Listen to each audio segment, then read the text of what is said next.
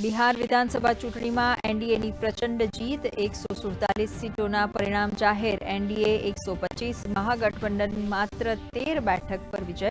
તો સીમાંચલમાં લહેરાયો એઆઈએમઆઈએમનો પરચમ. અન્ય સીટો પર ગણતરી ચાલુ.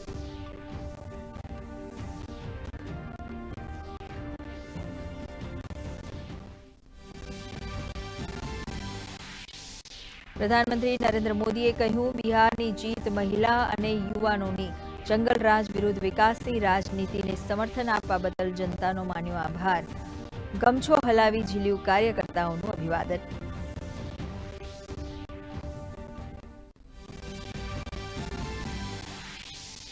રાષ્ટ્રીય અધ્યક્ષ જેપી નડ્ડા, ગૃહમંત્રી અમિત શાહ, મુખ્યમંત્રી ભૂપેન્દ્ર પટેલે બિહારમાં ભવ્ય જીત પર વ્યક્ત કરી ખુશી. ભાજપ અને જેડીયુના કાર્યાલયોમાં ઉજવણીનો માહોલ.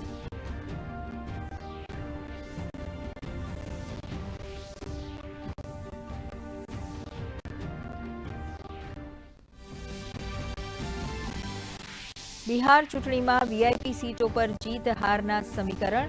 રાજદના ગઢ ગણાતી રાઘોપુર બેઠક પરથી તેજસ્વી યાદવનો વિજય. ડેપ્યુટી સીએમ સમ્રાટ ચૌધરીની તારાપુર બેઠક પરથી જીત. તો છપરા સીટ પરથી ખેસારીની કારની હાર.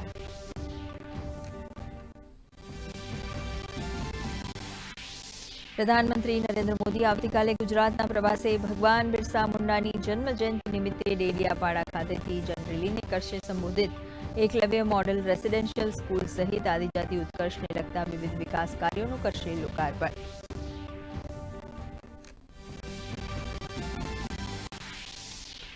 પ્રધાનમંત્રી નરેન્દ્ર મોદી આવતીકાલે સુરતમાં નિર્માણાધીન બુલેટ ટ્રેન સ્ટેશનની લેશે મુલાકાત. હાઈ-સ્પીડ બુલેટ ટ્રેન પ્રોજેક્ટની પ્રગતિની કરશે સમીક્ષા. પીએમના આગમનને પગલે તૈયારીઓને અપાયો આખલો. નાયબ મુખ્યમંત્રીએ તૈયારીઓ કર્યું નિરીક્ષણ.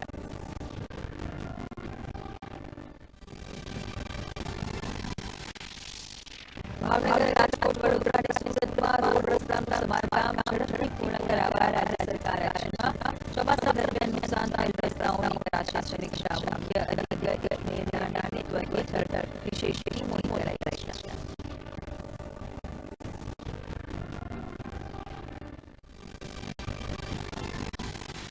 રાજ્યમાં ઉર્જા વિતરણ વ્યવસ્થા વધુ સુદૃઢ બનાવાશે. ઉર્જા મંત્રી ઋષિકેશ પટેલે વીજ સંવર્ધનમના પોર્ટલ કરી લોન્ચિંગ.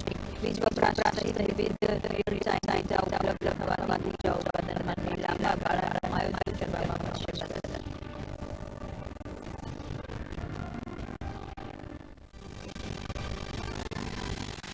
ભારત માટે ગર્વની ક્ષણ. ઢાકામાં આયોજિત 24મી એશિયન તીરંદાજીમાં ભારતના અતાનુદાસ યશ દેવકે અને રાફેલની ટીમે જીત્યો સ્વર્ણચંદ્રક. તો મહિલા વર્ગમાં અંકિતા ભગતે સ્વર્ણચંદ્રક